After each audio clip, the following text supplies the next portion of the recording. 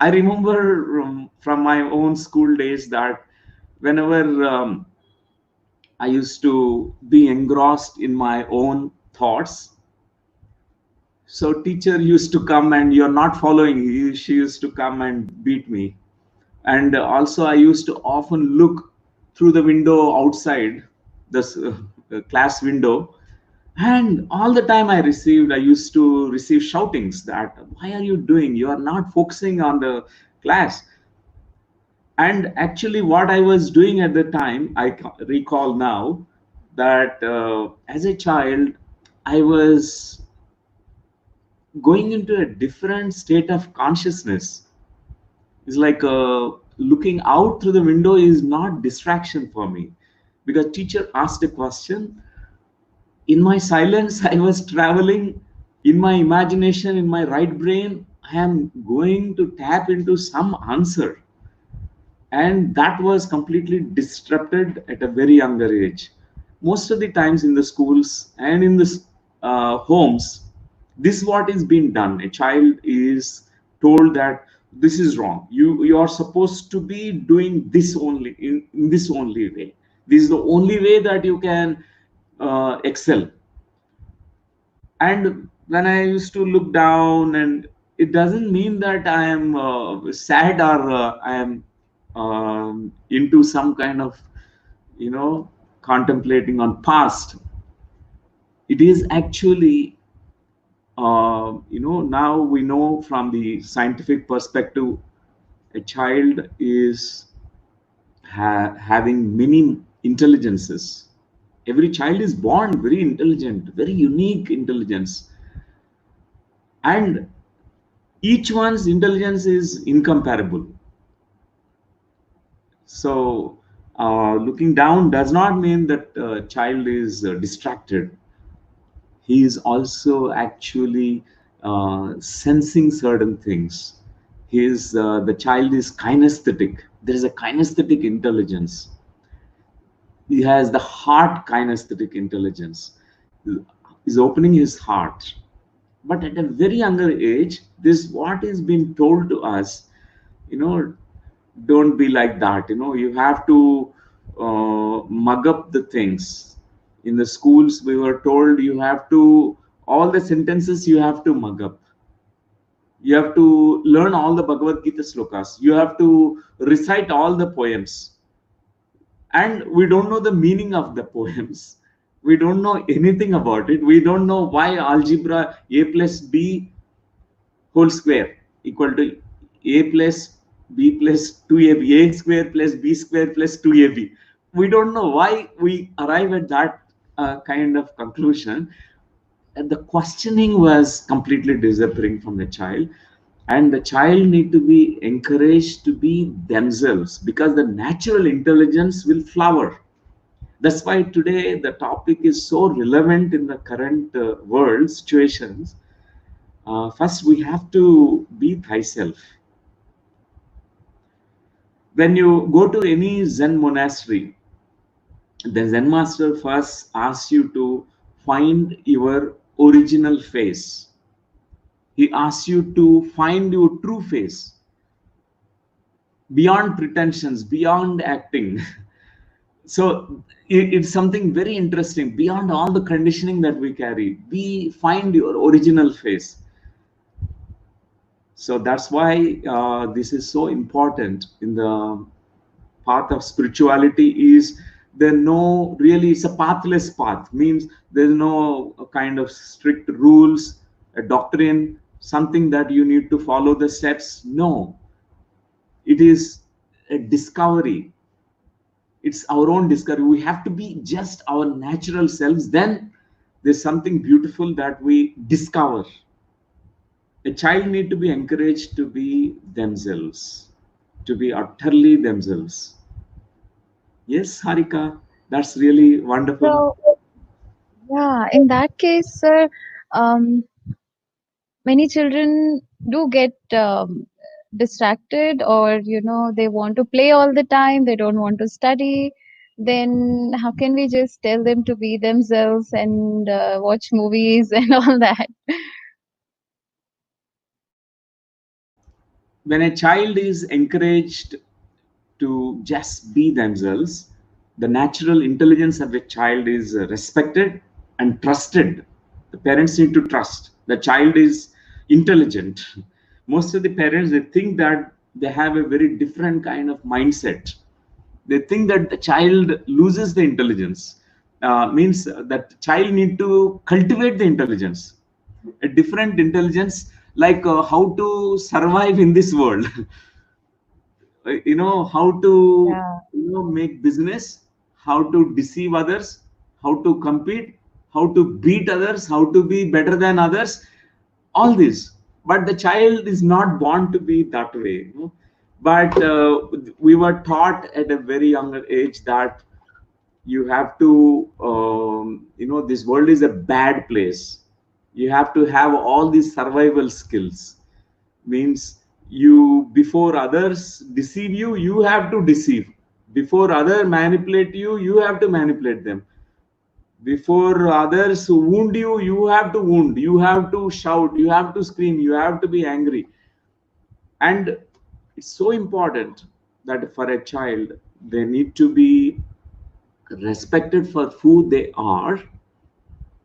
They need to be encouraged to be themselves. That means the child wants to play. It's natural. Children, through play, they learn. By climbing a tree, they learn about a tree, not from a book, by just textbook description about a tree. The child will never come across the life force that exists in a tree. They have a very direct experience of what is a tree, and they want to play with the mud. They know Mother Earth. Just they play in the rainwater.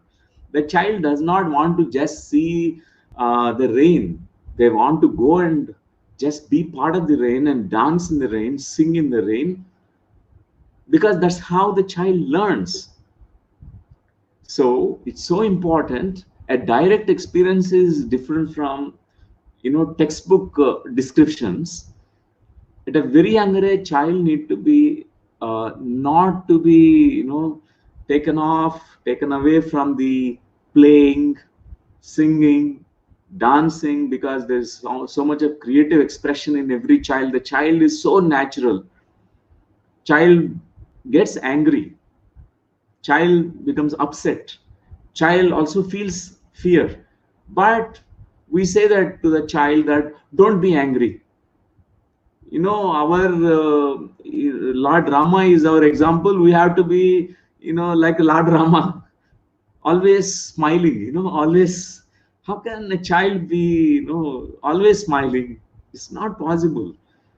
One gets angry, they slowly they learn how to suppress this anger. They learn to suppress their fear. The natural divine forces, there are natural emotions which are springing from their own inner self. And most of the times we are giving more wounds to a child, more conditions we are adding. This is how we totally mess up the life of a child. They were given ideals. Ideal is like they tell that you have to be a scientist, you have to be like a very rich man, you have to be this and that. And that's why if you notice that as we enter into a teenage age, teenhood, and most of the teenagers, they have some kind of role models. If you go into their rooms, you will notice that my role model at that time was always like a boxers, Muhammad Ali, and Jackie Chan, karate, because they are supposed to be the champions. They can beat anyone. I was told that way. I was conditioned to think that way. I have to be like a Jackie Chan, fight 100 people. It's only movie we see that 100 people he's fighting.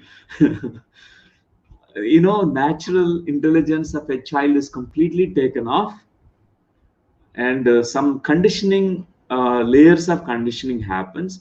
So child if they're allowed to play, allowed to be themselves, allowed to express, allowed to be creative, be allowed to be spontaneous, and they are given complete freedom to express their ideas, what happens is that natural intelligence of them will be intact. When they study any subject, they don't even need to sit in the classroom for 8 hours. Within an hour, they can learn any subject. They can master at a very younger age because they're so fresh, their neuronal cells are ready to absorb. But once this repression, suppression of these emotional forces happen at a very younger age, the child tries to use that same energy to suppress, always trying to be like an actor, acting, to be positive person, acting to be like a pretension, a mask we wear. That mask is too dangerous. We learn to how to wear a mask at a very younger age, a happy mask, a smiling mask, and a people pleasing mask. Oh, this person is so sweet, we want to hear that. We don't want any conflict. Nobody wants to pinpoint at us. We don't want to hear any criticism. This is what happens most of the children, and they suppress and they wear a mask. But underneath this mask, this positive mask, there's a negative layer of all the pain. The child was denied to be themselves. The child's freedom is taken away. The child's beautiful expression is taken away. The child is told that you are idiot, you are stupid, you are this, you must become a champion, you must become like this. This is too painful for a child. The child needs certain things which are called very essential needs, which forms the foundation for the growth of the child. One is called as unconditional love. The second one is called unconditional acceptance. Child need to be accepted as they are. And this is so important. Then the parents really see the child shining. Nowadays, we can see the consequences of, domestication and conditioning, because the children are domesticated like animals. They're beaten, scolded, they were given all the ideals, conditioning. Then the children tries to not be with the nature.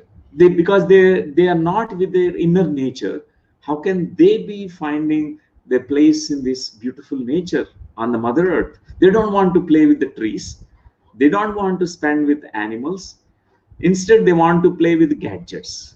They want stimulation.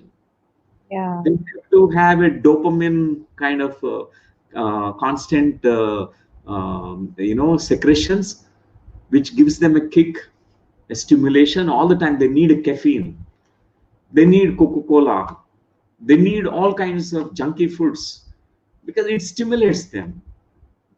But what they're missing out is their own natural selves.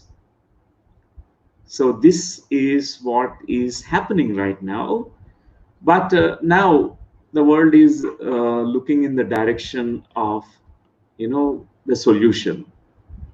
We are seeing that many are running after, because we learned that run after money, run after fame and name, run after you have to be somebody, otherwise nobody will recognize you, will be lost.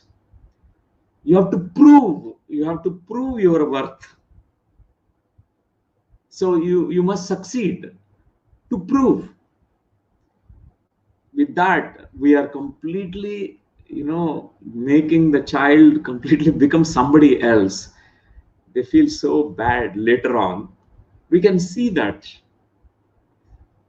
Yes, Harika, that's wonderful that you Yeah, asked this question. Yeah. that's an amazing answer, sir. That was very insightful.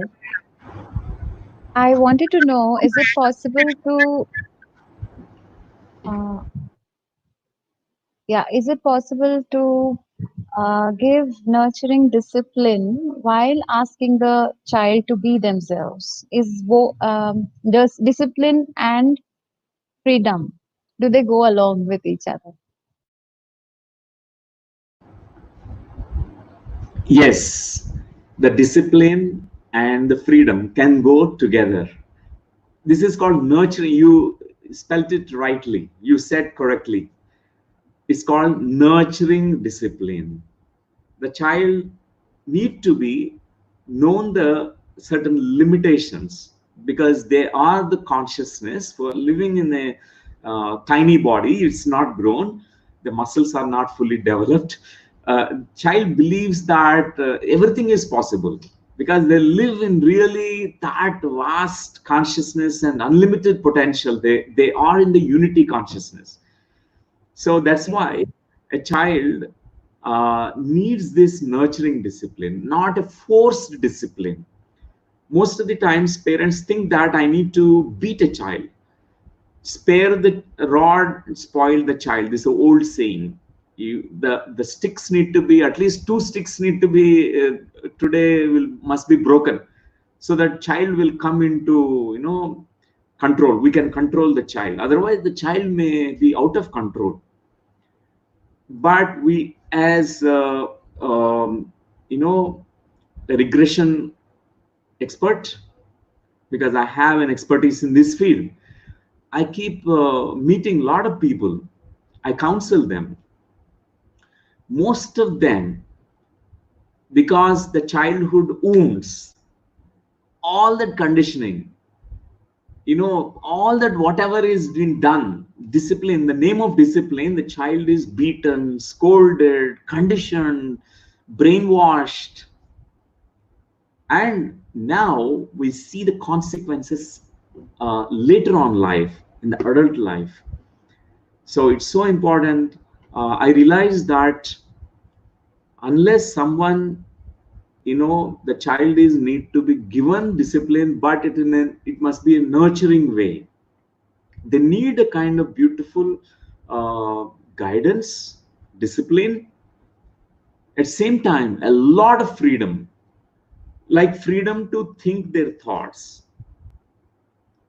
Parents should not give their thoughts. You should not think this way. You should only think in this way, because they're born to be themselves. They're not born to, fulfill the dreams of anyone else. I remember at this point in time a story that I read long back. This is a story of a Hasidic master. His name is Jusia, and this master, on his last day, the deathbed, he was in tears. Never disciples saw that the master is crying all the time. He was so happy. They asked him, "Why are you crying, master? Because you told us we are all deathless beings, eternal beings, but are you fearing the death? That's why the tears are rolling out of your eyes." But Jusia said, "It's more than that. It's not the fear of death, but something else. I tell you about that. I know that in the next few moments I will leave the body. But after leaving the body, there I have to face God, or we can call them spiritual guides. The God or guides, there they will question me. Few things. They will ask me, why are you not Moses? Why you did not become like Moses? I have an answer to say. I can say that because God, you created, you are not given me the qualities of Moses. That's why I could not be Moses. And they will ask me so many questions. Why you are not prophet? I can say that I'm not born to be prophet. You did not give me those qualities. That's why I'm not Jesus Christ also. But God will ask me, why are you not Jusia? This question I am really terribly shaking, because I have to face, I have to be myself. I was never to myself so far. At least in these last moments, I have to be myself, my true self. I have to be totally authentic. I have to go to my inner core. So I really, when I read this story, I felt it's a beautiful message. It's a message conveyed by this master, Hasidic master, on his deathbed. Was teaching to the humanity just so important, essential to be ourselves, not try to be somebody else. So parents, when they try to give this kind of conditioning, when they domesticate, indoctrinate, brainwash a child, and trying to discipline the child in a different way by scolding and hitting the child, it is going to be ruining the child's life. For the whole life, the child will be lost. For them, it may take many years. I see many people, they try to do inner child healing process, past life regression, and many, to clean the subconscious wounds, because these are the deep primal wounds. A child is given complete freedom to think their thoughts, to feel what they're feeling.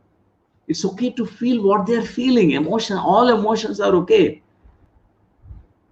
It's okay to communicate, express.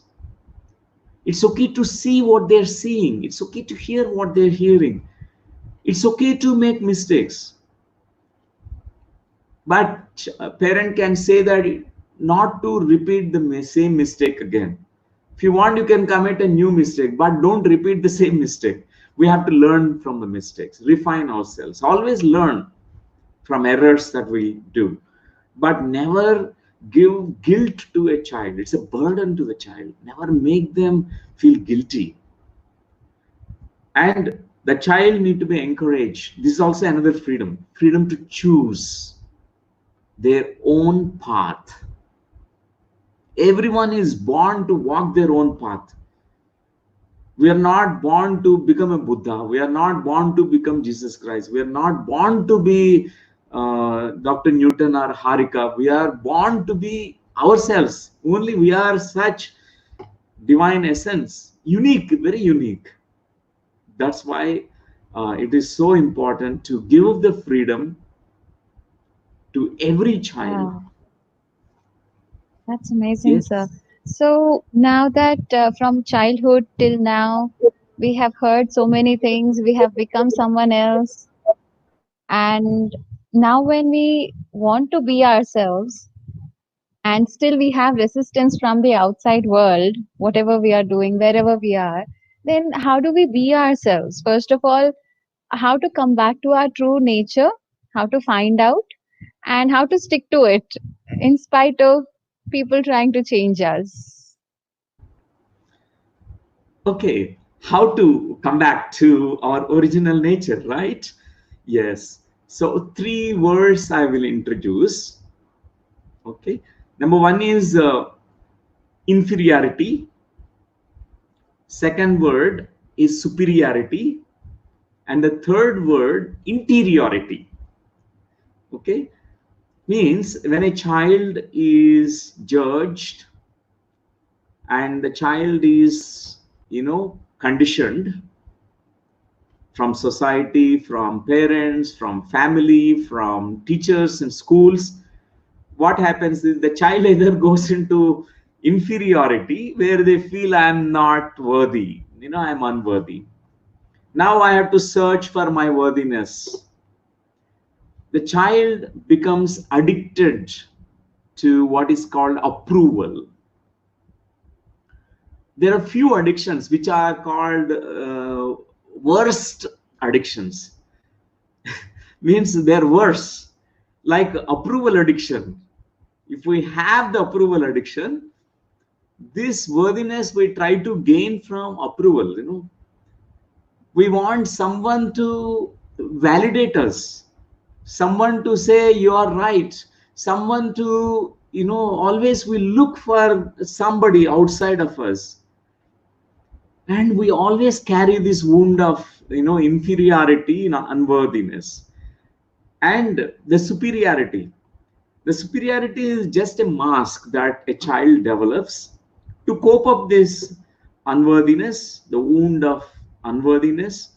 The child tries to develop a kind of outside mask that they are superior to others. I am holier than thou.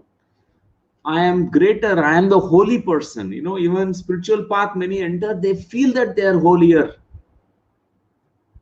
I'm a great meditator, and my past lives I am a great master, and you are good for nothing.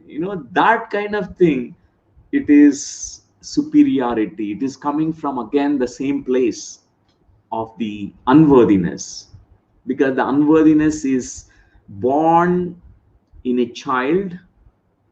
These impressions are born, a belief is born, a thought process is born, and a fear is birthed in every child at a very younger age. And then the third thing, the word interiority.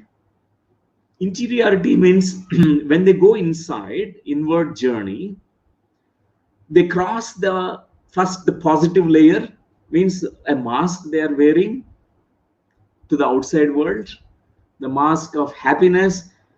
So because that's what is conditioned to us by our families, that a family name, we have to pretend that nothing, no bad things are happening, you are not sad, you are a very happy person. You should not show on your face, no fear should be shown on the face. You have to be a good actor. You have to learn to pretend in the world. Really, we are like actors, good actors without training also. Every human being, I see, I observe, because this is what the mask is. This is the positive mask that we wear, but this mask is not real self of us. That's why many think that, oh, I am such an optimistic person, I am very enthusiastic. See, I only speak positive things about everyone. I think positive, but if it's only stays for a while. This positive mask is just any small triggers, small things. Immediately, this mask is gone. The second layer comes up. The second layer is called negative.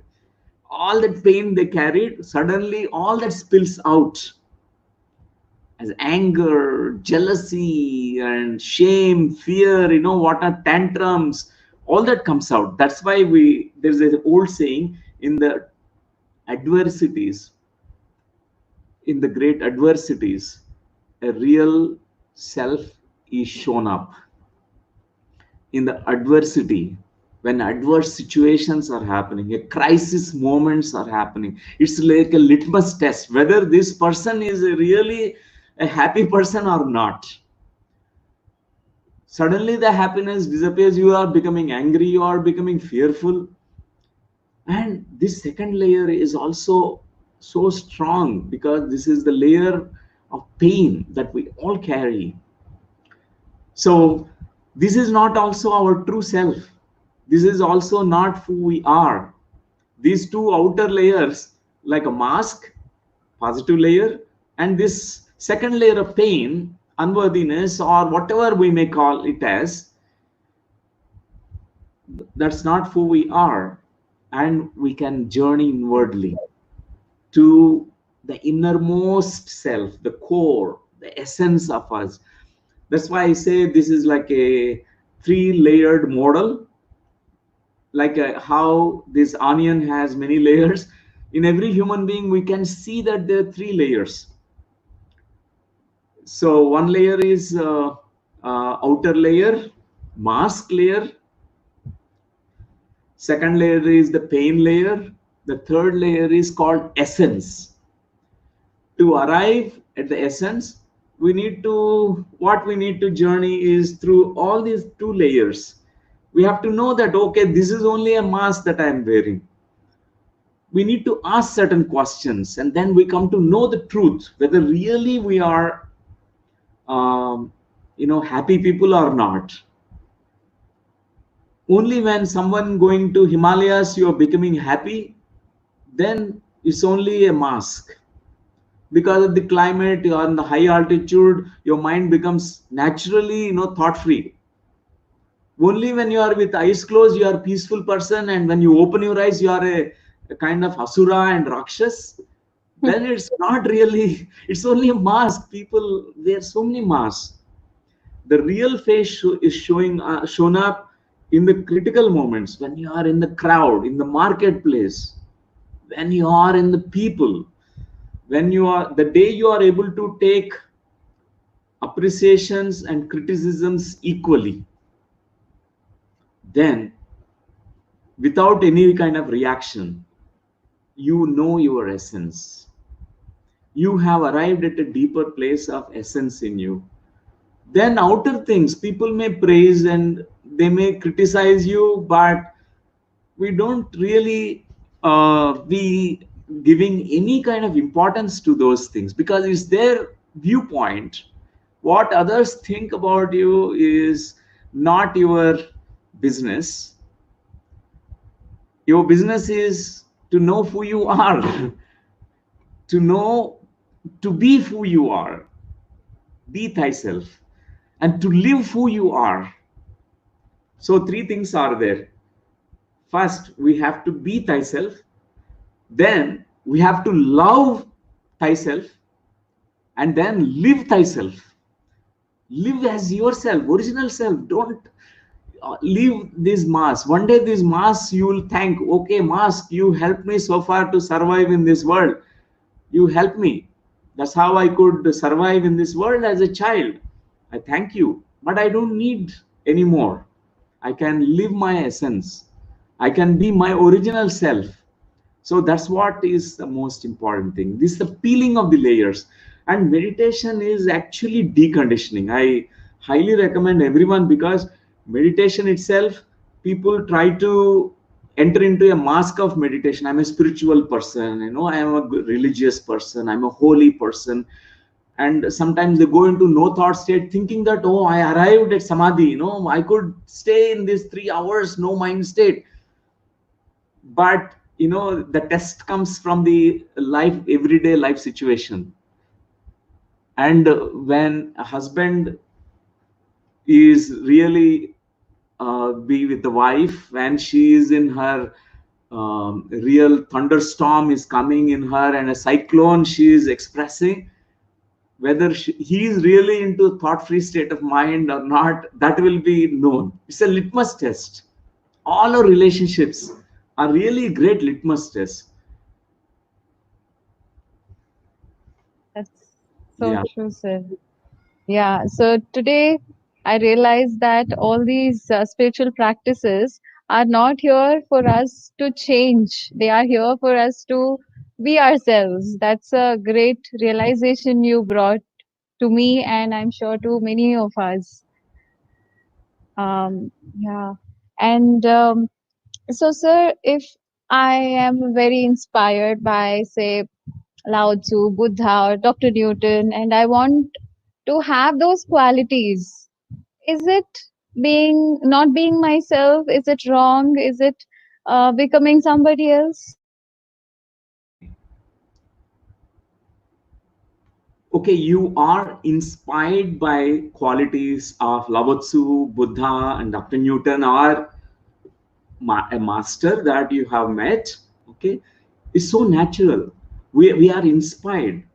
It does not mean that we are lacking in something. We generally, when we meet a master, their kindness, compassion, immediately we resonate. Immediately we think that I lack these things. Okay, we put them on a high pedestal and we admire them, we go on admiring them, but there's nothing wrong in admiration. But immediately what we need to do is, you have to discover those qualities in you, because you are not lacking them. It's already there. If something is not there in you, you will not resonate at all. First of all, you're resonating with Buddha means the qualities of Buddha, the wisdom of Buddha is already there in you. That's why initially many of these spiritual seekers, they have a role model. Okay, but after some time we should not be dependent on these role models, Okay. because it's going to be a stumbling block. Under a shadow of a tree, another tree cannot grow. There is an old saying. Okay, a true master always cuts the dependency. They don't want disciples to be always be parasitic or dependent, and guide, guru shows the light, and I am there, I take care of you, you are my responsibility. No, a guru says, no, now walk. You are a master yourself. Shine your magnificence. Find out who you really are. Be you yourself. Be thyself. So initially the role model is okay. I say this is really tricky, but at one point of time, the gurus withdraw all the help. Really, all the spiritual guides also, they withdraw all the help, because when they go on always helping, how can someone grow? They know that by not helping, they are really helping. If a mother and father always helping the child to solve the mathematic problems, when do the child learn to solve the problems? So in the same way, even a spiritual path, some of the spiritual guides, even the astral spiritual guides also, they leave us. They say, now you have to raise, you have to develop yourself, you have to find who you really are. You can't be dependent on us. You have the same potential like me. So it is nothing wrong, but only thing is drop the dependency, no dependency. And for example, I have very great respect to my guru, Brahmashi Pitamaha Patriji, who brought me into this path, who taught me meditation. Initially, I was admiring how could he be so joyful, how he could have such wisdom, when do I become like him? And meditation path itself showed that I don't need to be like him. He's shown the way that yes, everyone has the same potential like me. I could become like Patriji. You can become Newton yourself, and Harika can become truly Harika. You can be yourself. You're a star. You are your own unique fragrance of the soul. So it is so important. It's not like a disregarding the guru. It's never. So when I meet my guru, he feels so joyful to meet me. I never imitated him. I never pretended to be someone else, because I learned at my initial stages of meditation practice that this conditioning, the old conditioning, you have to be like this, be that way. No, we are not born to be like this, like that. You have to be yourself. We need to learn who we really are and be that essence that you are. So this is so important for everyone on this path. And Buddha himself told, if you meet Buddha on the road, kill him. Means not in the literal sense. We have to take it as a metaphor, that he was telling that you don't depend, no dependency. A guide, a guru is only pointing the way towards the path, and one has to walk all the way, all alone. Sometimes that struggle is so important. Sometimes that falling down is also important. Raising, falling, it will be there in everyone's path in spirituality. But that's how we develop. The child learn how to walk. Not just one day he started running. He learned slowly. First he tried, and parents, if they always lifting him and no, you will be hurt, I will help you, I will help you, he will never learn how to walk, how to run. That is the role of a true teacher, a true guru, a true master. So that's why masters, they withdraw the help at one stage. It's compassion. A true master knows that Everyone has the same potential. Only thing is we have to direct them towards that potential they're carrying. The path is very simple and very clear. And we have to drop all these conditioning layers. And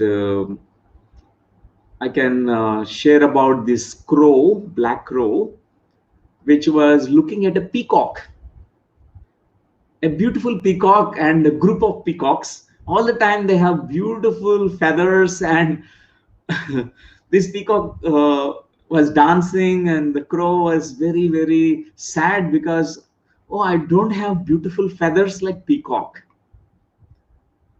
So look at my feathers, they are black, but peacock feather is so good, so beautiful, and everyone admires, everyone is praising, and I have to be like a peacock. It tries to be a peacock. One day it collected all the peacock feathers, it tried to stick on it, and now it entered into the group of peacocks. And when the time has come to dance, it could not dance, it could not express its true self. The language of the crow came out. It was crying like a crow. The language of the peacock is different. The behavior of the peacock is different. But the crow can never be a peacock. Peacock could never be a crow. Each one is born so unique.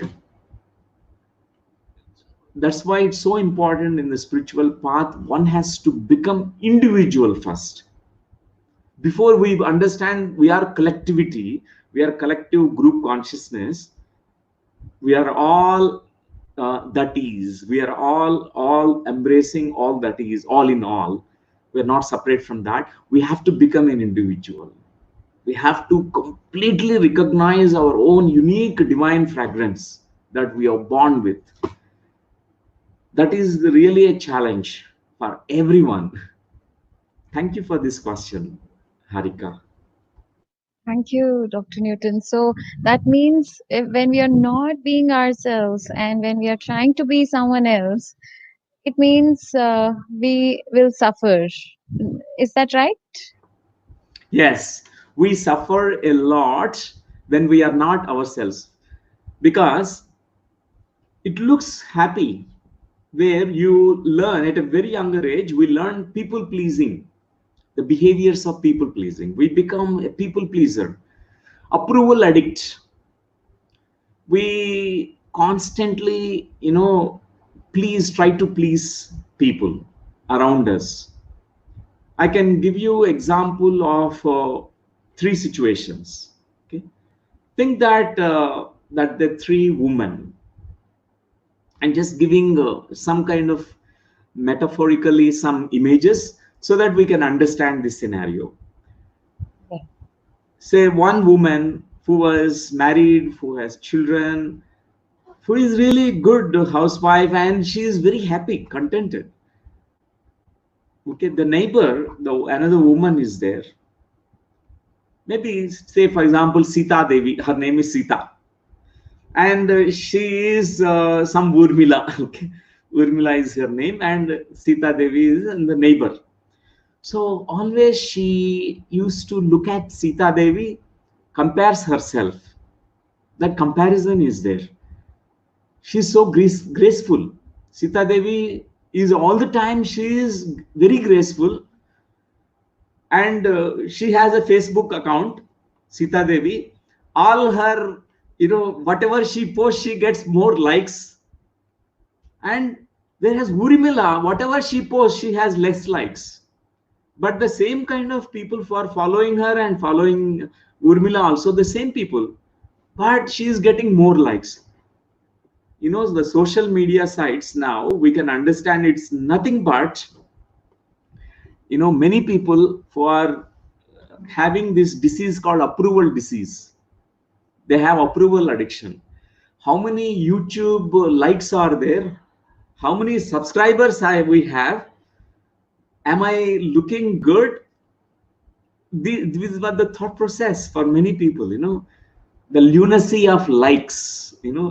means we becoming lunatic, you know, almost like I see young people always opening the Facebook and check on their photo profile picture now newly posted, how many likes are there. I have met many people who are really suffering with that. They have come for counseling also, because it's making them depressed. They feel depressed because that day there are no less likes than before. They feel depressed. It's called Facebook depression. It's a new medical condition that is coming nowadays. It's all because we compare all the time. So this is one scenario, one woman who is comparing herself with the neighbor, and another woman, say her name is Ratna Kumari. I think, hope I'm not it's not I'm not giving names to anyone, I'm just telling the name, Ratna Kumari. She is really a very good you know, work employee. She's working in an office, but she always does the work of many people. She ignores her own work. She helps everyone. Everyone is happy. Everyone thanks her. And her boss always scolds her. What about you? You are concerned with others' work. You always help them out. You always concerned. What about your tasks? Whatever your projects is pending. She used to get hurt, very hurt.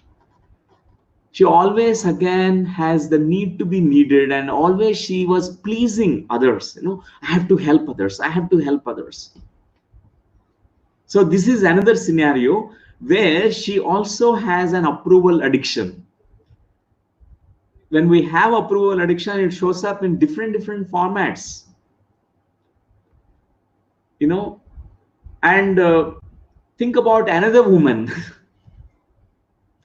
She is you know, Ananda Kumari. Her name is Ananda Kumari, but she was never joyful.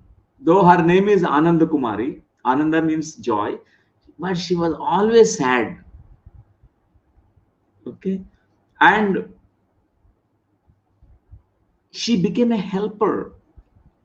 She thought by helping the world, she will be recognized. I have to look good in the others' eyes. That means I have to help them. I have to save them. I have to do like Mother. I have to become like a Mother Teresa. I have to become somebody else. I have to always help. But inside, she is always sad. She is again as approval addict. I'm just throwing some images to us because we can understand that we as humans, we are in the first and second layers. We are not entering into the essence, divine essence that we are. That's why I want to say a few questions that we all can ask. Number one is, by asking these questions, we can actually understand, are we also carrying somewhere these kind of things? Approval addiction, people pleasing mentality, and looking out all the time, like, rather than looking inwardly. Are you preoccupied with what other people think about you? Others' thought and others' opinions or others' feelings, others' words really matter a lot to you? Then definitely it is approval addiction. We are carrying a disease, approval disease. And is it difficult for you to know what you want? Many of us, we don't know what we really want. Because at a very younger age, our parents said, you become this, you become that, you know, or we have formed some notions, you know, my mother could not become doctor, I will become a doctor.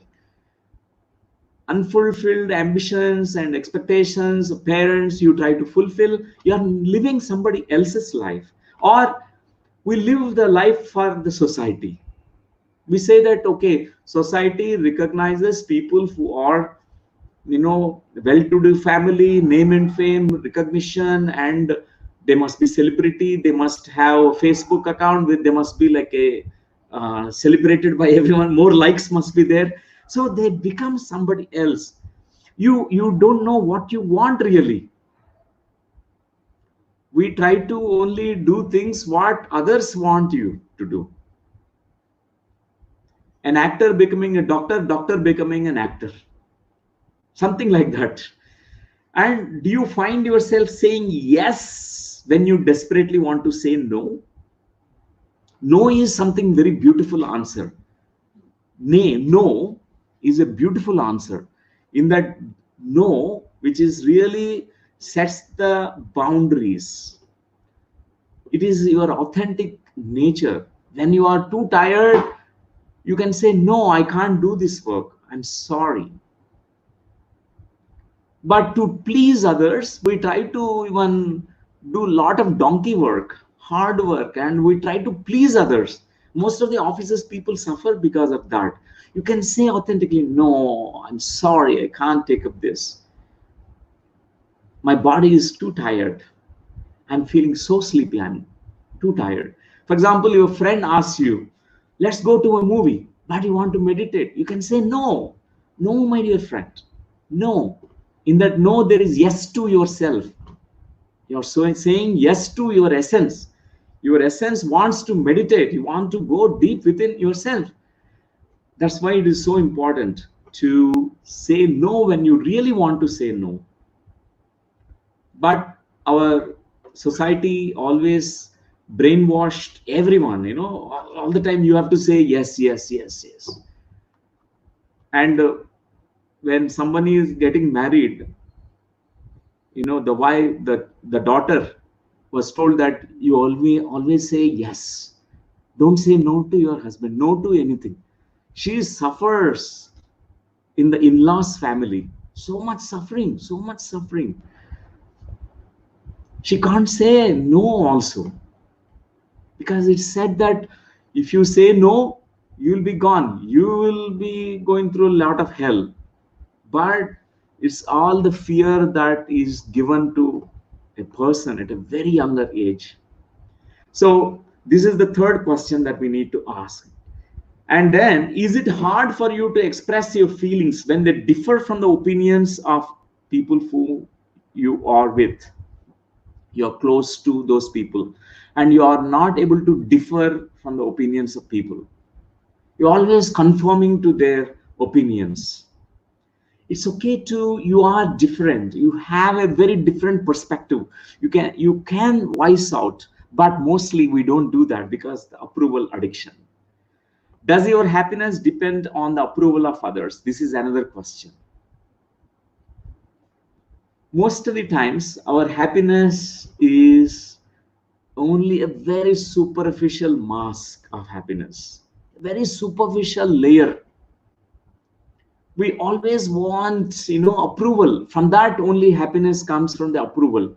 But it's so important to discover real joy that is awaiting within your essence, your divine essence. That's why comparisons, it really takes away from your own divine self. And the need to please others, and the need for love, need for recognition, need for appreciation. When a child is already at a very younger age, these things are given to the child. They never search outside for these things.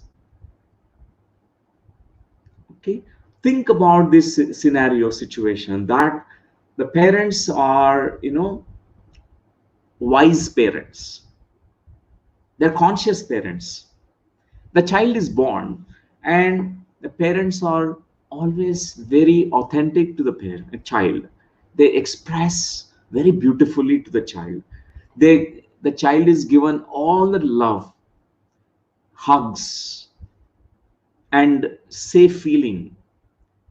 All those primary essential needs are fulfilled. The child is told, I value you.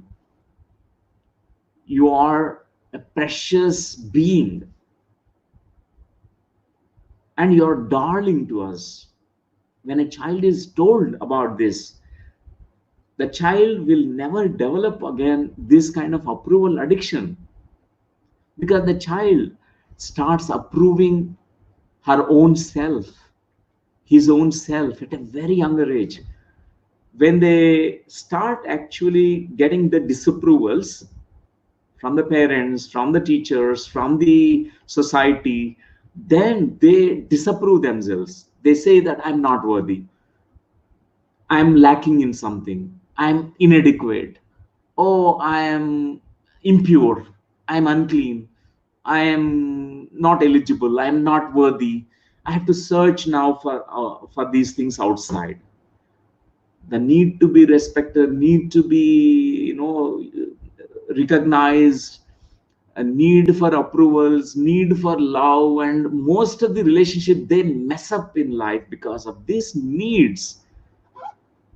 And relationships are something very beautiful. It is because it's a beautiful sharing.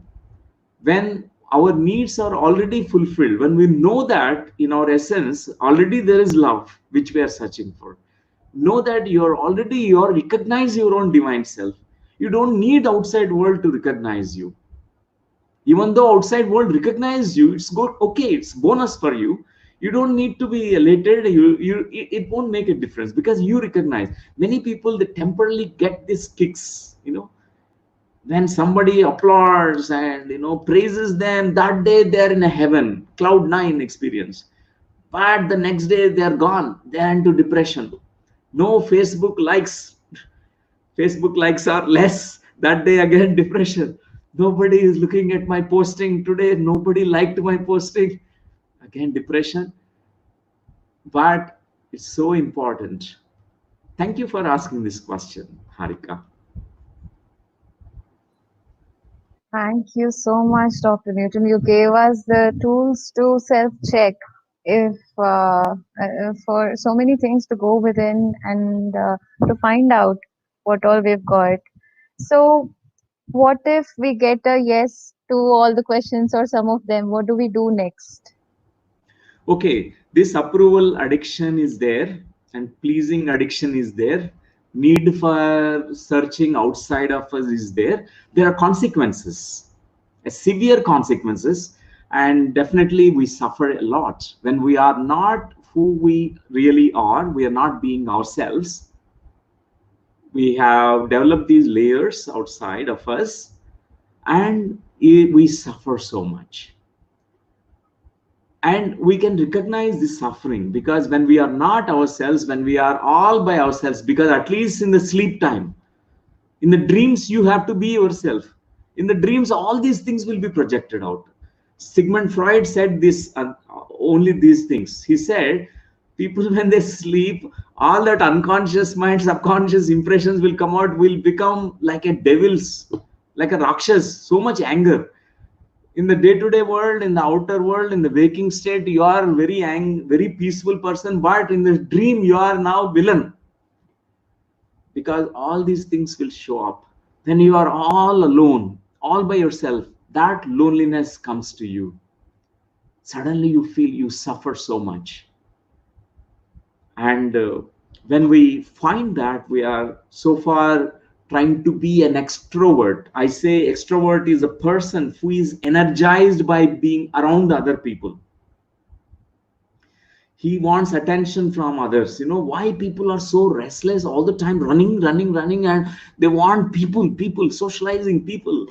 Okay, it's okay to have sajjana sangatya, but some are really addiction. Addiction, we can recognize that what the questionnaire that I said.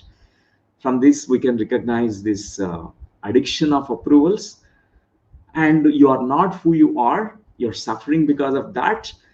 And most of us, we're trying to steal the energy of others.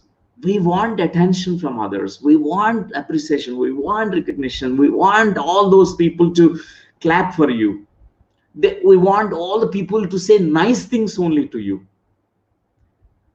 But it's not always possible, because in the world there are all kinds of people. They say different things. So we need to completely be okay with anything.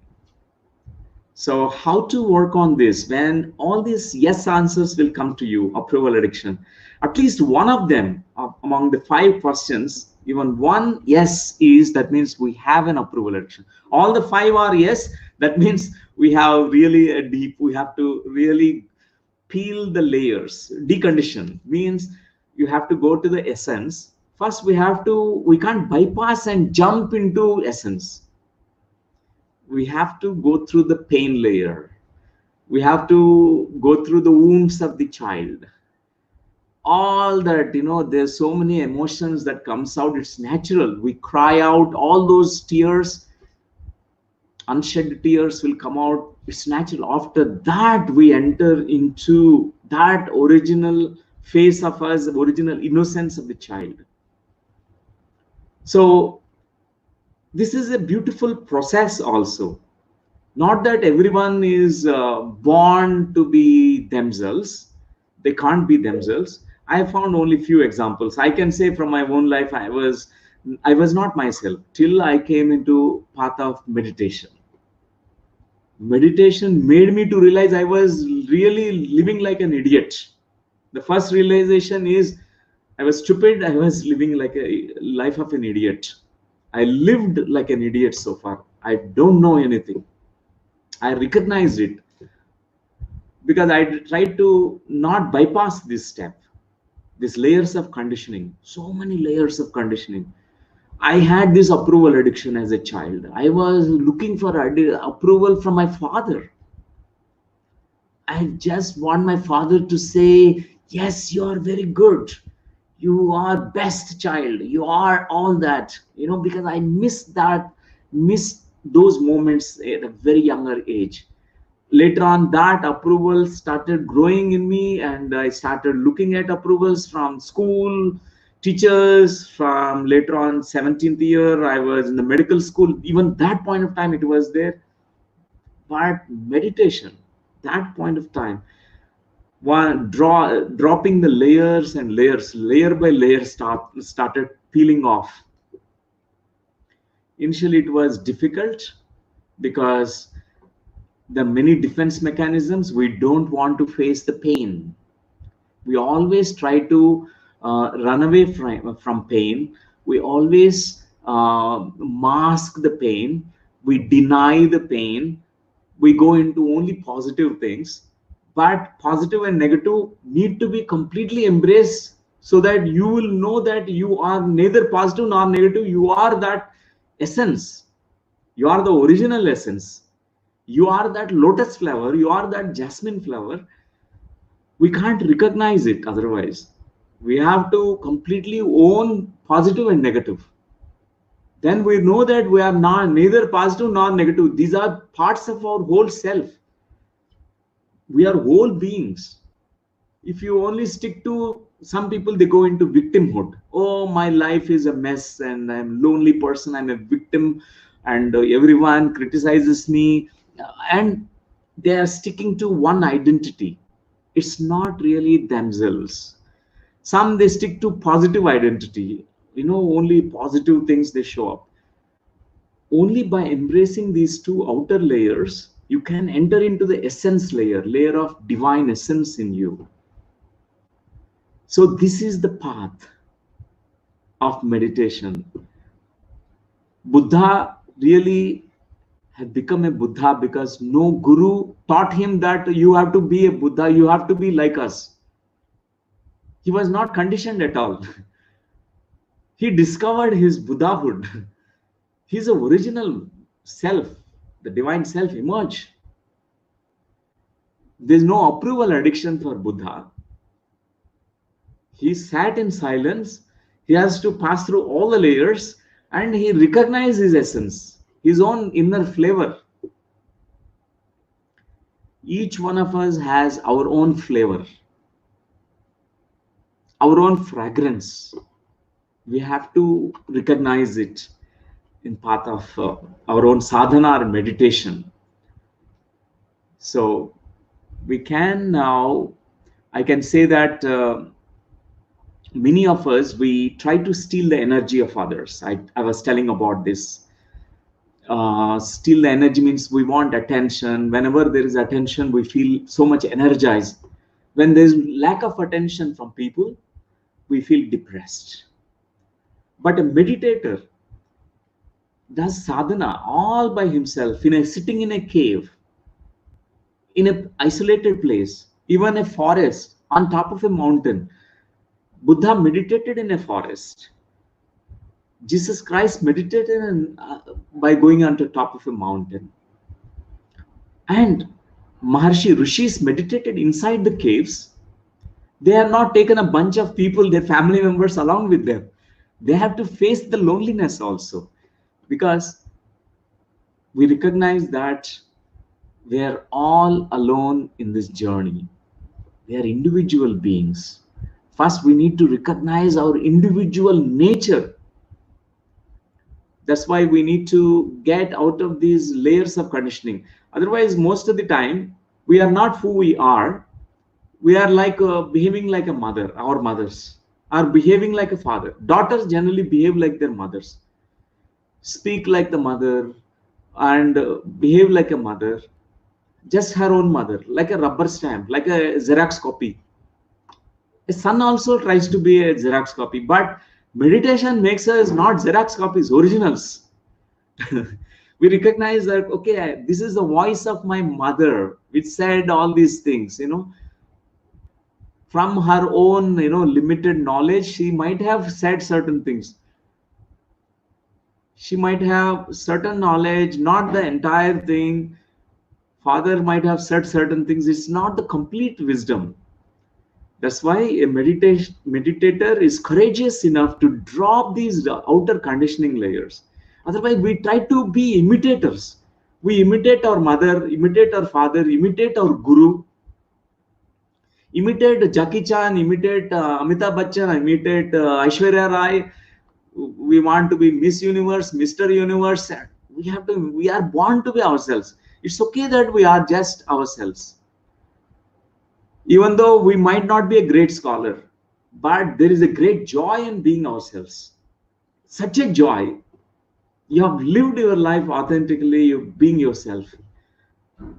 I like what Richard Bach said in one of the books.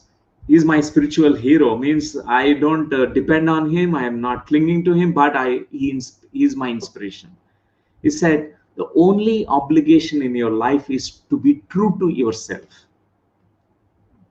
True to yourself. So, yes, Harika, did I answer your question? Yes, sir. That's amazing that meditation can do a lot of things and it can really peel off all the layers. Through meditation, we can peel off all our layers. Um, but, sir, what I realized personally is even though I have started meditation at a young age, I have only been able to understand that there are all these masks after attending the training programs at QLU, like Inner Child and other training programs, mainly inner child, breath mastery, all such things. So I was just thinking of other meditators that I know. Why is it that not everyone is able to peel off their layers in spite of being meditators? Why is it that I could not do it in spite of knowing meditation for many years? But unless I came through across this wisdom at Quantum Life University, can you please clarify? Sure, Harika. Yes, you rightly said that sometimes we need some kind of tools.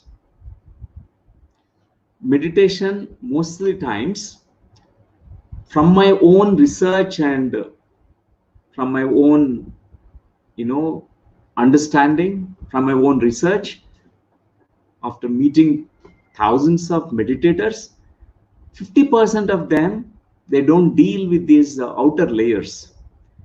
Whatever the Sigmund Freud called them as ego and superego. There is a essence, but we only identify with only outer parts. Like your ego, Yeah. whatever your individual nature, the superego, what society, the notions, judgments, value, all that stuff, and your essence is buried inside. Most of us, we have defense mechanisms set up. We set up ourselves. It's very difficult, but 50% of them are courageous ones, which they deal with that stuff naturally, because anapanasati, Buddhist meditation practice, and in that practice Buddha has given the whole thing. After anapanasati there is nadi mandala shuddhi, an inner purification process. That's nothing but deconditioning process, completely deconditioning process at all layers. In the body, most of the times, at a very younger age, there is a kind of we dislike our body, because most of the time society compares children with the complexion that they have. You are dark complexion, they have fair complexion. You have beautiful nose, they don't have beautiful nose. Your face is looking good, but you don't have good hair. All these comparisons, first disconnection happens is body disconnection. Is most of the people, they dislike their body. They think that their body is not beautiful. It's only their perception. They internalize what society is thinking, what they have expressed. Sometimes we watch movies, we compare ourselves. I'm not as beautiful as that heroine. Immediately the comparison makes you judge yourself, and my body is not good enough. And even these thoughts, we think that I'm not intelligent enough. My mind is not intelligent enough. I can't be good enough like Albert Einstein. He's a genius. I'm not as creative genius as Leonardo da Vinci. I'm just normal, just like that. We think we belittle ourselves, because at a very younger age this happens. There's judgments, criticisms, blames, hurts, wounding process, all that is given. This what happens. And these strong things around us, the layers, we try to have masks. These masks are very difficult to peel. 50% of people I have found, they need additional tools. Like one additional tool, very beautiful tool, is inner child, meeting the divine inner child in you. It's like meeting your own essence. It's like peeling the layers of all the conditioning. And after that, one more layer will be there, past life layers. Many layers also we carry from past lives. Even after removing the inner child layers, wounded inner child, all those conditioning layers, we find past life layers. All the past lives, good, bad, everything might need to be washed out. This is another deconditioning process, past life regression. And another deconditioning process is family constellation. Transgenerational patterns, we also conscience which affects us, but we are not conscience, we are consciousness beings. So to become consciousness, we have to go from individual personal conscience, family rules, regulations, all that we have to raise, expand ourselves. For that, family constellation is another deconditioning process. Another deconditioning process is fetal rebirthing, breath work. In the fetal state, we are conditioned again. The layer of conditioning happens. It's also thick layer. We are programmed at a very, very fetal level. And it's like those strong imprints, we have a kind of energetic template that we formed in this life. When we are coming into the world, we think that, oh, the life is a big struggle, because you struggled coming out of the birth canal. And your mother was sad. I need to help my mother. At a very younger age, you become the helper of your mother. You stop being a child. You become a parent to the parent. So certain things like this, deconditioning of these four layers is so essential.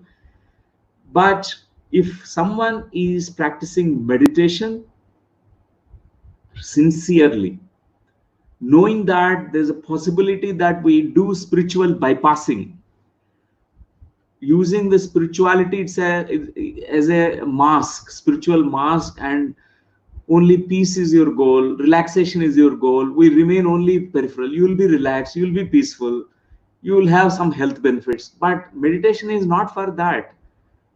Meditation is for much more than relaxation, much more than superficial happiness and peace. It's for to know yourself, to be your original self. When we are birthed from Purnatma, means our higher self, our individuation happened. The very moment there is individual spark, which is so unique, incomparable. We say it is like there's no one just like that spark anywhere in the universe, in past, present, and future. They're so unique. So that through these deconditioning layers process, it can help 50% of people. That's why whoever comes to QLU, we tell them first try on your own. There's something very beautiful about that. You start your meditation process. If you can do all by yourself, that's good.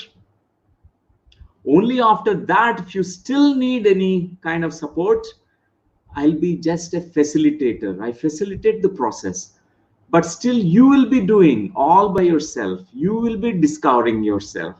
You will be letting go of what you are not, but you will really arrive at that place. This is what is being done. That's why QLU is playing a very important role at this point of time, because I recognize the spiritual bypassing that is being done by people. Millions of meditators around the globe, 50% only they're really reaching to heightened states of consciousness. They are really able to live their original essence, but 50% are not able to. I've seen that. That's why this QLU is, designed all these programs, Harika.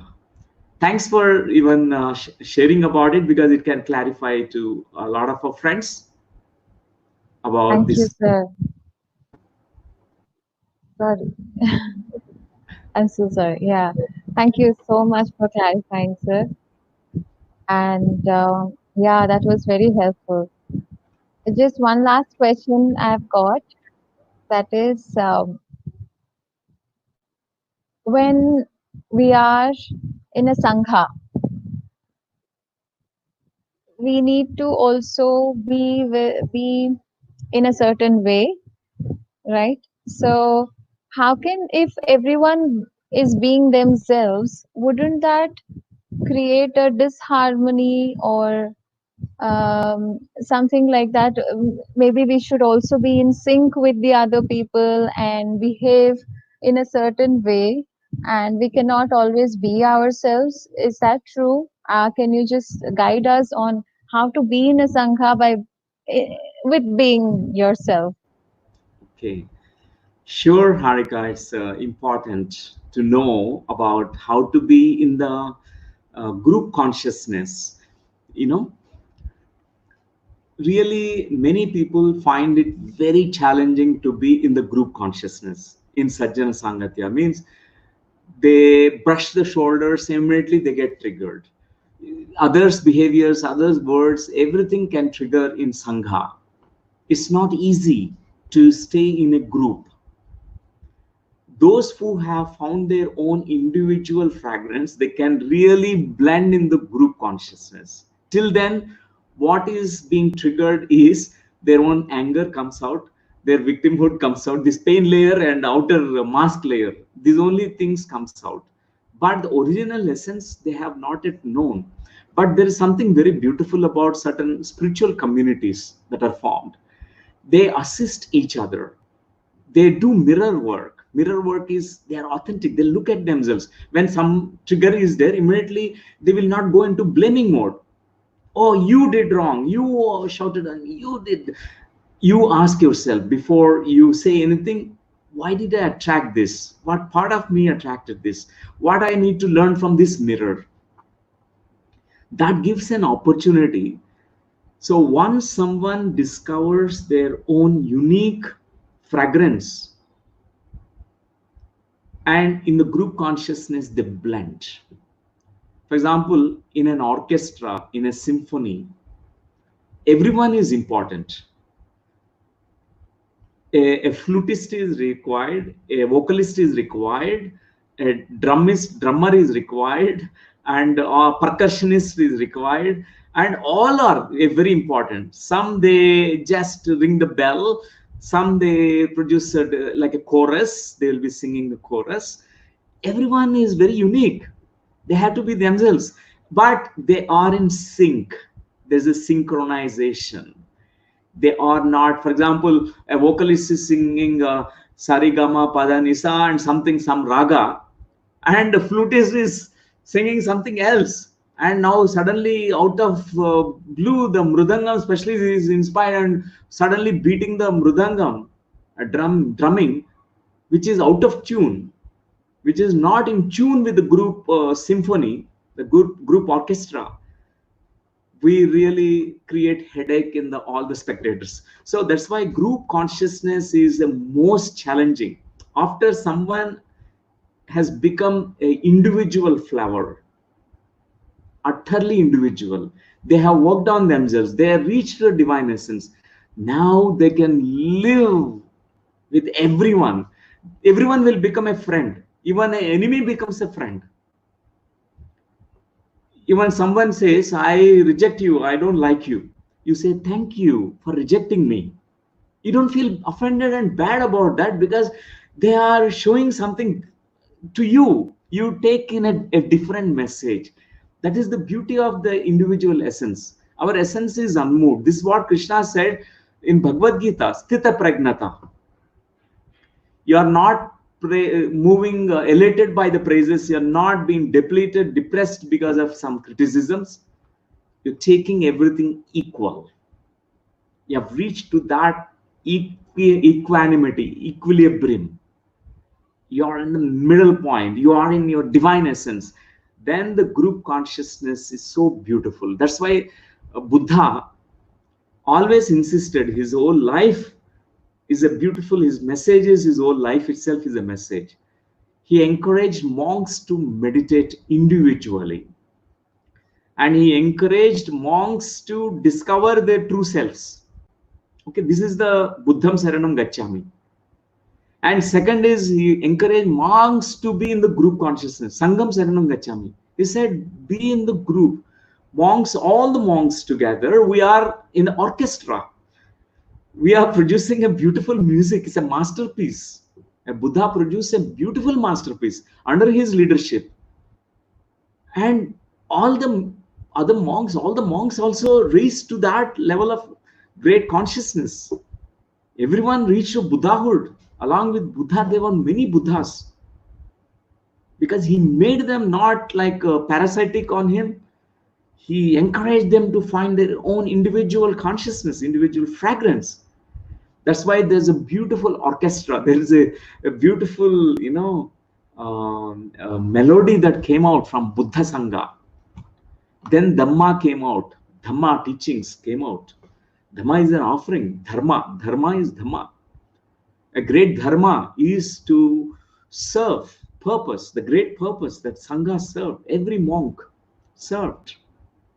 This is how, first, our goal is individual essence. We have to discover that, and then we have to find the group consciousness, Sajjana Sangatya. Because just like how we have our own biological family, we belong to a biological family. In the same way, we have a spiritual family that we belong to. Our heart resonates, our soul dances. There's a beautiful resonance that is there. In that group consciousness, in that Sangha, our highest potential opens up. We go to the next leap in our consciousness. So be yourself is the first, be thyself, and then we really, we can be everything else then. We can be all that is. Means whatever the greater truth in Upanishads that we say, Aham Brahmasmi first, then Sarvam Kalvidam Brahma. Everything is Brahman, everything is God, everything is, you are not separate from it. That's the second realization. Okay, Harika?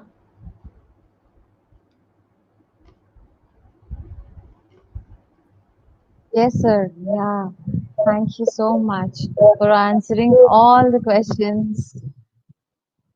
And just finally, I want to ask you, request you to please suggest some books through which we can learn how to be ourselves, and also to be in Sthita Pragnata state.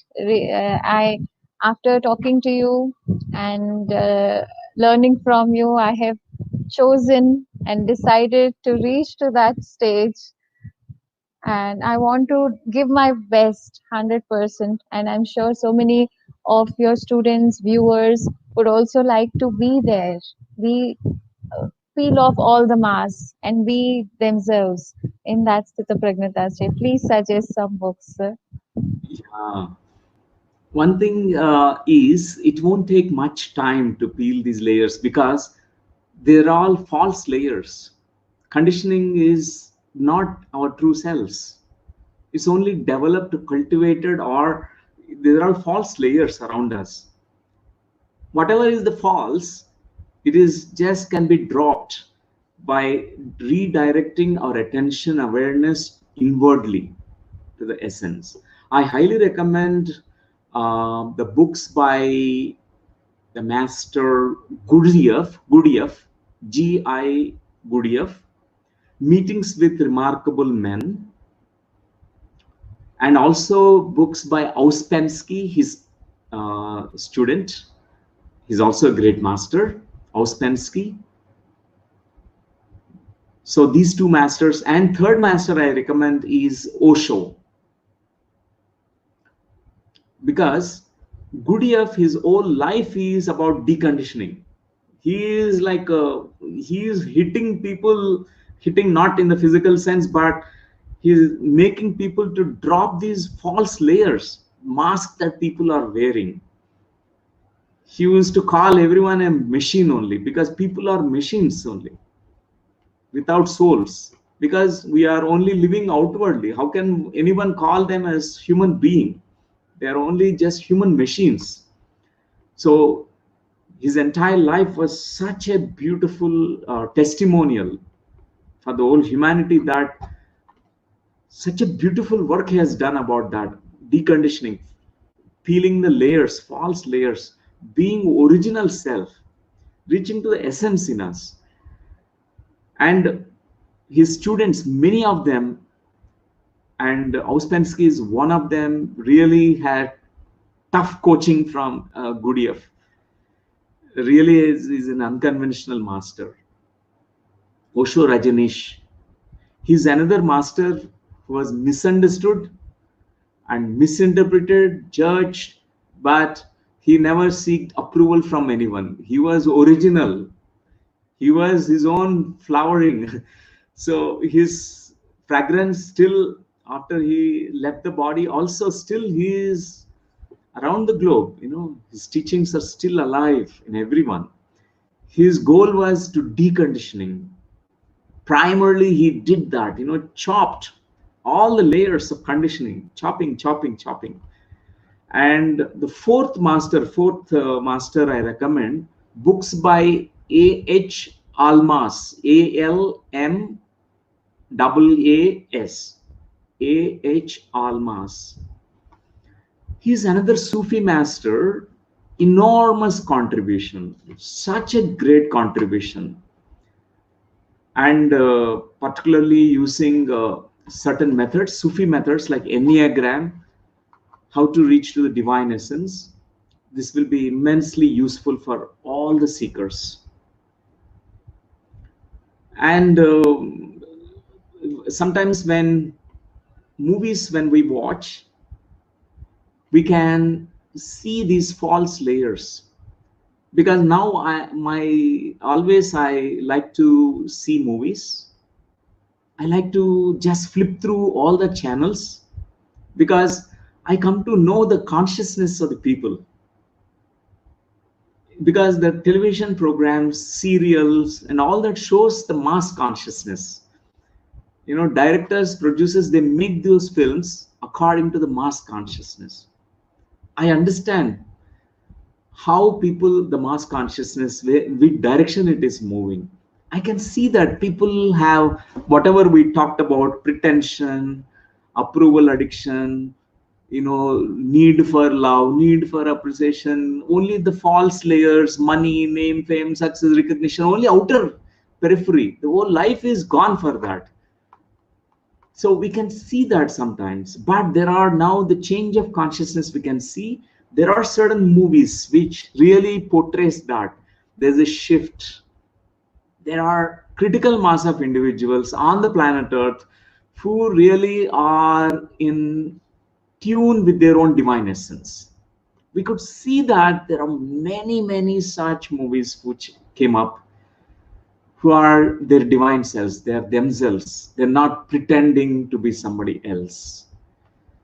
So I recommend all movies only because whenever I see, it's like an experiment for me. Any movie I feel like watching and I see, even though it is a bad movie, I don't, even from bad movie we can learn.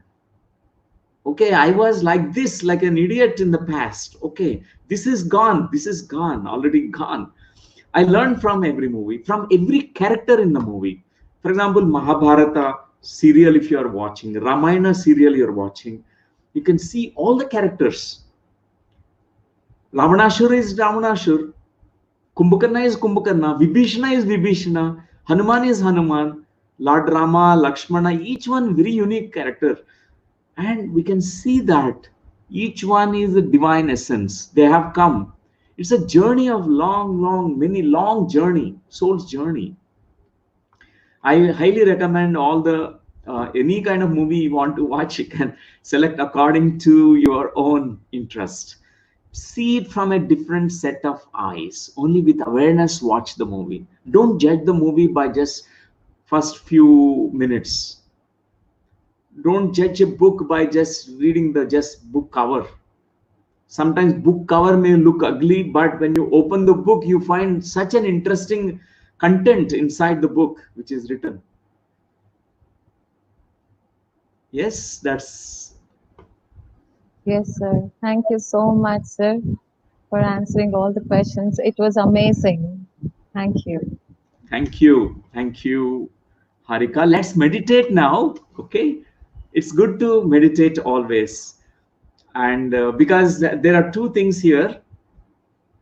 One is when you are yourself, be thyself. That's one state. Second is when you are not yourself. So we also have experienced that we're not being ourselves. There are many moments in our lives when we are not ourselves. It created pain in us.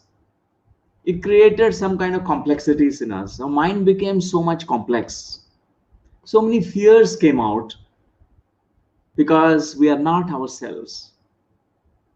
Okay.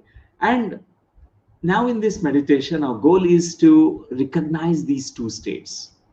First, to recognize who you are not, who thought I am this mask, I am that victimhood and all that, outer layers.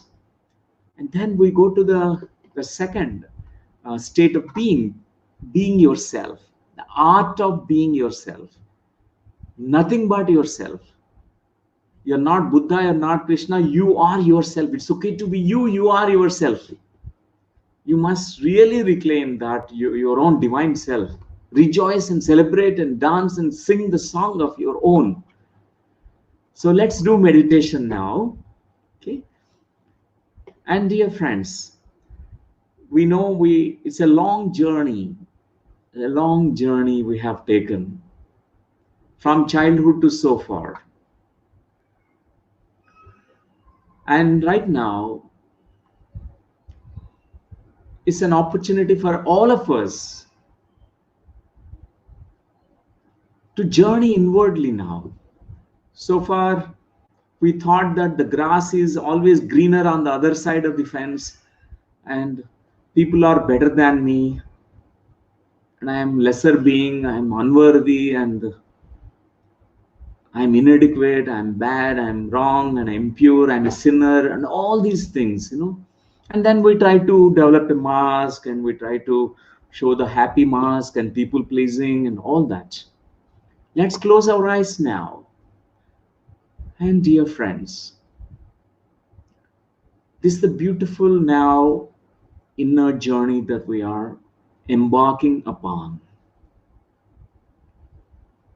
You pay attention to your breath, your in breath and out breath.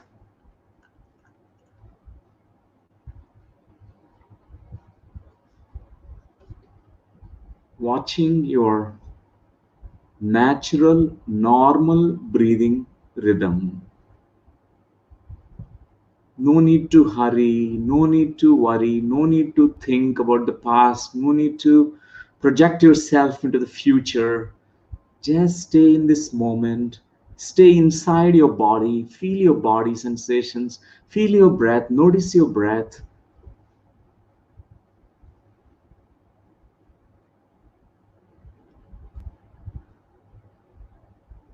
So, the today's theme, the topic, be thyself and then know thyself. First, be thyself.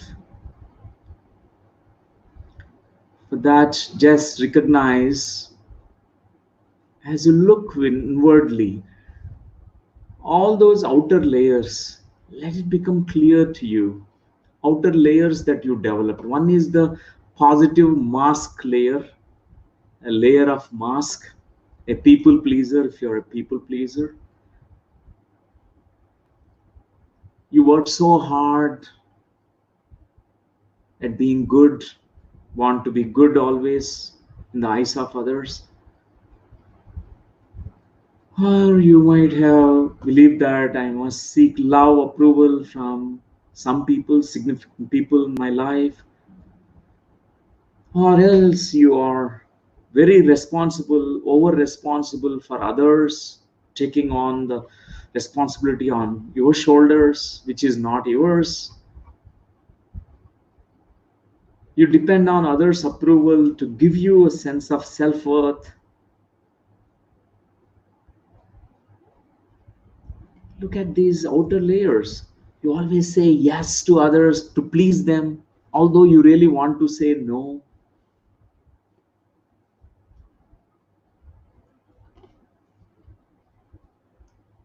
In certain situations in your life, when you felt self confidence in your skills, abilities, and knowledge, and you felt fear of rejection, fear of conflict with others, look at these layers. You are not best. Always you judge yourself. You're never good enough for yourself. You tend to suppress your creative talents and expressions in the past. Look at these layers.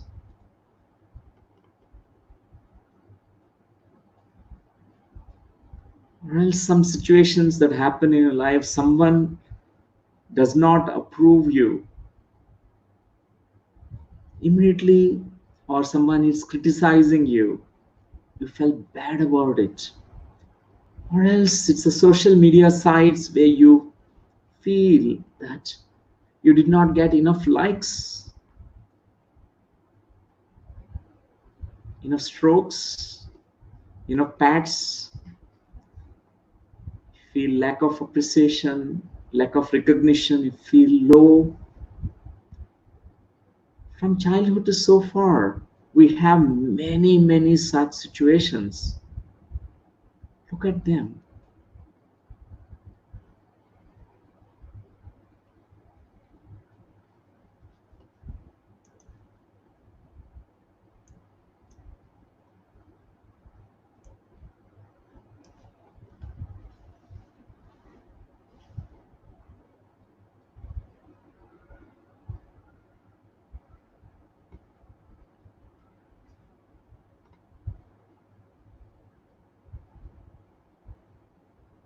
when you are not yourself, when you try to become somebody else, look at that scenario, situation that you are in, and many times you try to become somebody.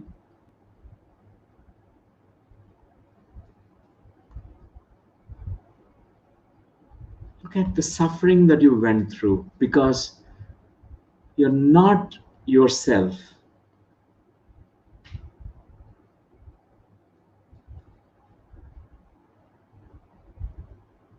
At this moment, let all the memories, impressions flash in front of your mind screen. Lot of impressions of the childhood, all the conditioning that happened at family level, in the home, parents, caretakers, then your school conditioning, then society conditioning.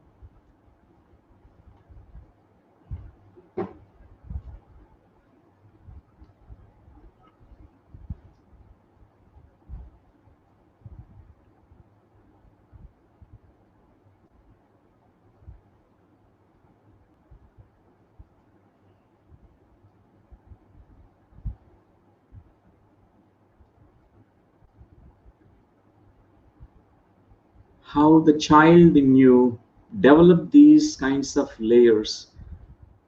The two layers. One is the pain layer, because you're judged, you lost your freedom, you did not receive love, you're not supported, you did not feel safe, you're not approved of who you are.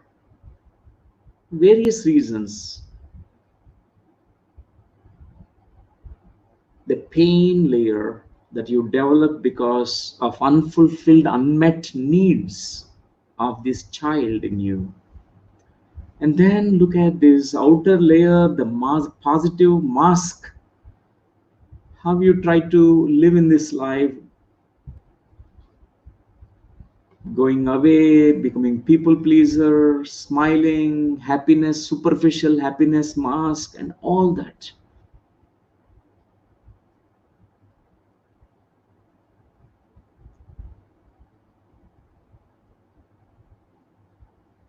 At this moment, I want you to look at that child version of you, a child, divine child in you, a child who is wounded, who went through kind of conditioning, who are told that the child was told that you have to be somebody else,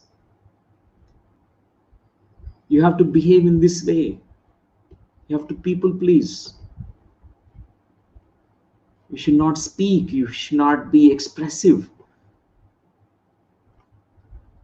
You tell to this child who is wounded, who developed these two outer layers,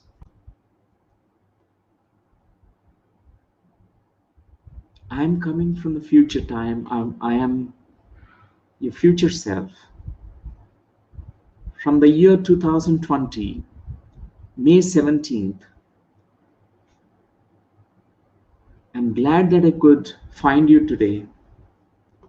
I'm glad that I'm meeting you today. You are such unique being. It's okay to be you. You don't need to be pretend to be somebody else. You don't need to become somebody else.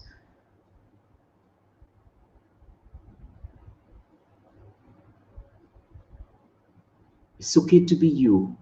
You tell to your own child in you who developed this pain layer and the mask layer.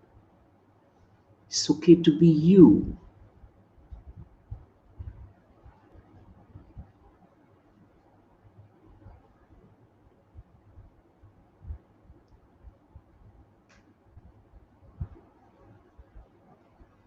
At this moment,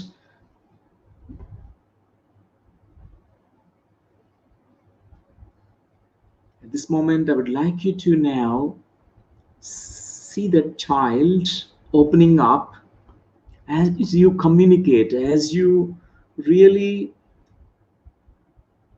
open your heart fully, be compassionate to this child version of you. Whatever the past, whatever that happened in the past, whatever that you heard, whatever people said about you, it's their opinions, it's their views, may not be true. You don't need to believe anything what others say about you. My dear, you are a divine version of reality, unrepeatable. There's nobody like you in the past, present, and future. It's okay to be you.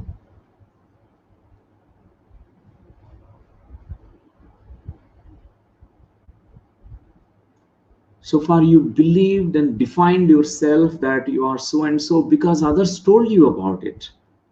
But this is what you are not. This is not who you are. And embrace this child. Let the child now experience whatever this very moment in this deep meditation. We are very much ready. We can take a leap. Drop these outer layers. Let us not think that to drop these layers is difficult. It's only this moment. It's only a moment of recognition and realization. This moment one can realize and drop these layers.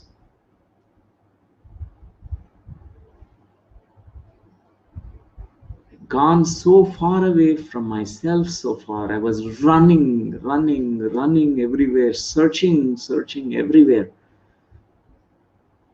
Now at this moment, stop the outer search.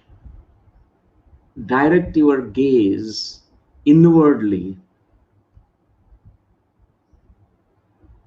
Let the breath carry you. Let your breath energy, as you watch your breath, let it carry you to the divine essence, who you truly are. You carry your own individual, unique fragrance.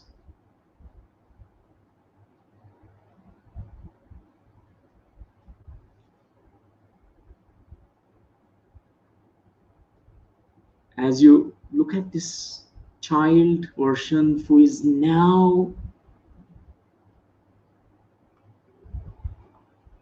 feeling okay to be herself and himself, smiling, expressing, joyful, and it's very natural. It's not pretentious,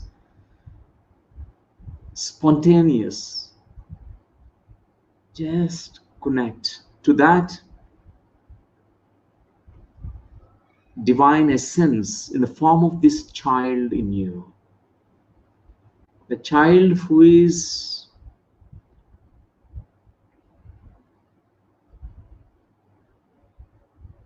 ready to open up.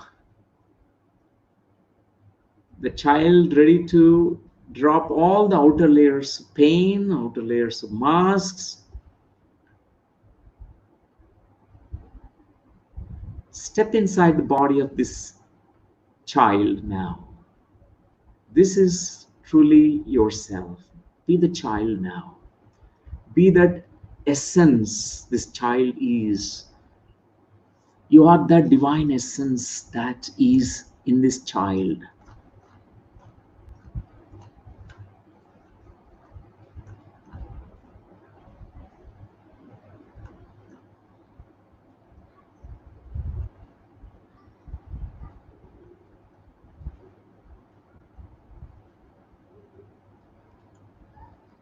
Just being yourself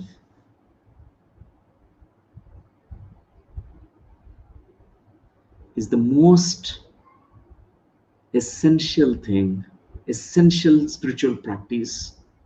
Meditation is to be yourself, be thyself, and know thyself. When you are yourself, then you recognize who you really are, that unique fragrance.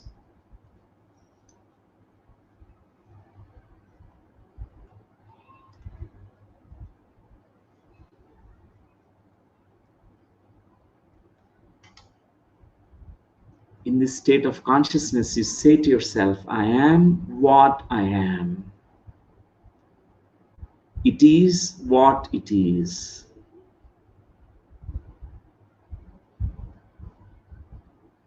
I am what I am. It is what it is.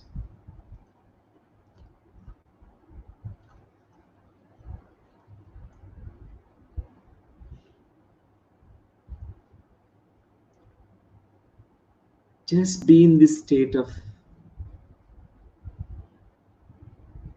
meditation, inwardly focused, tuned into the divine essence in you.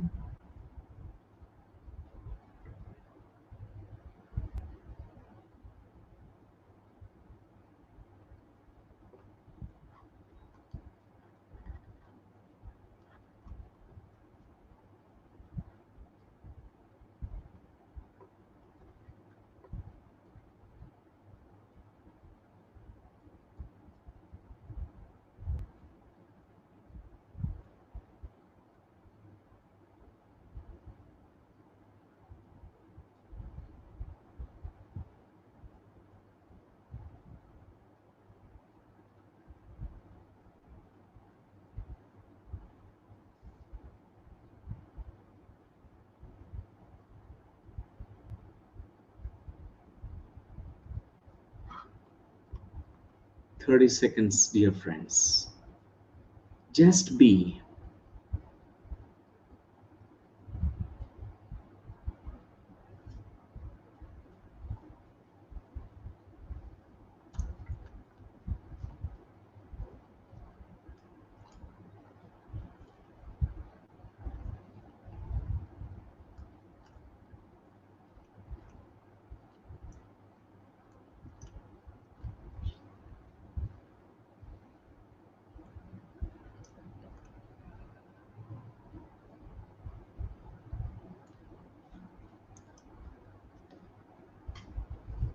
Okay, my dear friends, whenever you are ready, you can slowly return to this moment,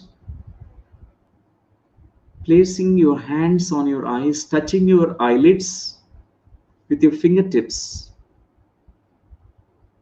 and bringing back all the insights that you gained, integrating those insights in each breath, coming back into waking state, slowly with a smile, with your natural divine smile that is coming from essence, not a fake or pretentious smile, but really a genuine smile, authentic smile. You can come back now. Wonderful, dear friends. So wonderful. I'm happy that we could have this conversation today about be thyself, be yourself. This is so important topic, art of being yourself, freedom to be yourself. And nobody else gives this freedom. Now you have to give yourself the freedom to be yourself. We don't need to wait for someone. Now I give you freedom, you can be yourself. No, you just find your own inner freedom to be yourself. So we can apply all those insights that we learned. Today is it's also a beautiful day, and our Sangha Acharya Pavan is saying that today is Hanuman Jayanti celebrated. Some celebrating Hanuman Jayanti. Please share your message and possible some of your experience with Hanumanji. Okay, so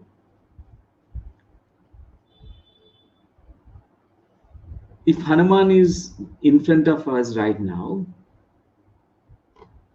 if we can hear what Hanuman says to us, I can give those words to those messages of Hanuman, and I can be the voice of Hanuman.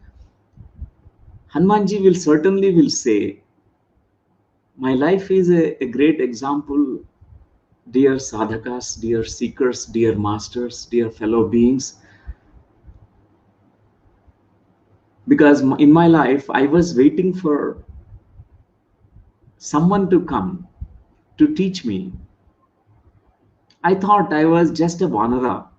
I thought I was just like a monkey and I don't know my potential. I thought I'm not good enough. I thought all these things which I was not, but I thought about it. But when Lord Rama entered into my life and he came in contact with me, there was a transformation that happened. There was a shift that happened. I recognized my inner nature, my divine essence, and his pat on my shoulder. That's nothing my soul's touch. I touched my inner Raman, inner Atma Raman, inner essence, divine essence. And suddenly I realized how potential I am. When Lord Rama asked me about this project, a project that we had taken up, about building the Setu, and because we need to go to the Lanka and bring Sita Mata back to this land. So I volunteered. I did not hesitate. I said, yes, I do it because I know my potential. And it's because I have known my divine essence. I discovered my divine essence through my breath.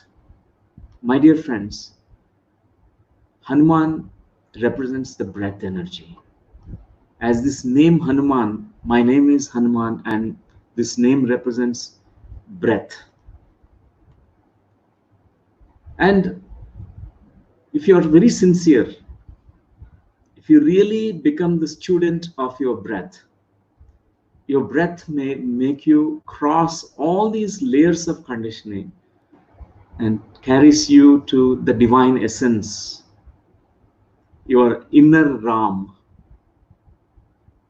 And this breath will never betray you, will never make you fail.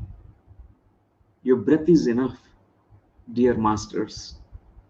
Your breath is enough.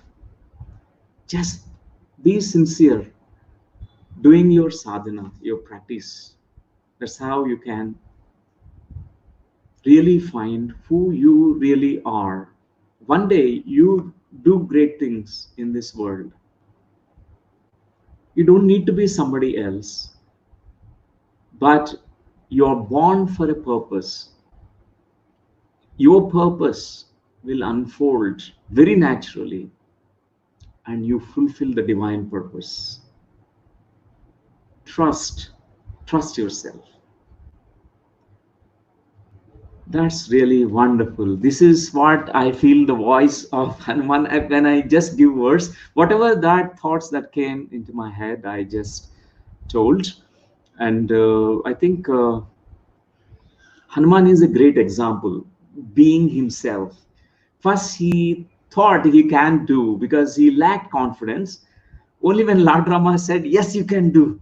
You can now go anywhere. You have potential. You can reach to unreachable heights. Because that possibility Lord Rama could see. He encouraged Hanumanji to find out that. So, dear friends, this is the very important topic for all of us today. And anything else, Harika, that you want to ask? That's all, sir. Thank you so much for this opportunity. And I just want to apply this wisdom. Thank you. And there was some question here. I think here, Mariana is asking, during all meditation, I felt like a yellow ball of mild, constant nervousness in my solar plexus area. It was the same feeling I used to have my entire childhood. It was great to see and burst it amazed.